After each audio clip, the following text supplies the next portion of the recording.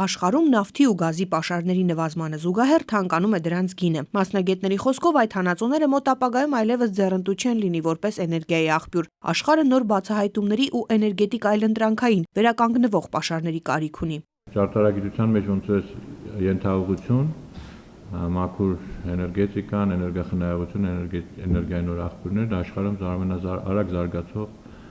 հերթական ուղղություններից մեկն է։ Հայաստանում մոտ 30 կազմակերպություն փորձում է օգտագործել վերականգնվող էներգիայի աղբյուրները։ Մեր երկիրն օրինակ արևային էներգիայի մեծ ռեսուրսներ ունի։ Գլոբալ էկոլոգիական հիմնադրամը ծրագիր է սկսել աշխարհի 8 երկրում, խրախուսում է գործարարներին ու գիտնականներին մաքուր տեխնոլոգիաների նոր ուղղություններ գտնել ու բիզնես ծրագրեր մշակել։ Հայաստանն առաջիններից է, որտեղ ծրագիրն արդեն մեկնարկել է։ Կարող ենք ասել, այսօր այն հիմնական հանգրվանն է, որից հետո ծրագիրը լիաթոք պետք է սկսի առաջարժվել, այն է մրցույթի հայտարարումը։ Լավ գաղափարներ ու բիզնես նախագծեր էներգոարդյունավետության, վերականգնվող էներգիայի, թափոններից էներգիայի ստացման կամ ջրային ռեսուրսների օգտագործման ուղղությամբ։ Սրանք են անհրաժեշտ մաքուր տեխնոլոգիաների ոլորտում բիզնես նախագծերի բաց մրցույթին մասնակցելու համար։ Տարիքային սահմանափակում չկա, կարող են մասնակցել ինչպես անհատներն, այնպես էլ կազմակերպությունները։ Խրախուսվում են ոչ միայն գաղափարները, այլև նախատիպերն ու արտադրանքը։ Կազմակերպիչներն ակտիվություն են ակնկալում, մոտ 80 դիմումի են սպասում։ Կիսաեզրափակիչ փուլ կանցնեն 25 բիզնես գաղափարների հեղինակները, ովքեր 4 ամիս վերապատրաստվելու հնարավորություն կունենան։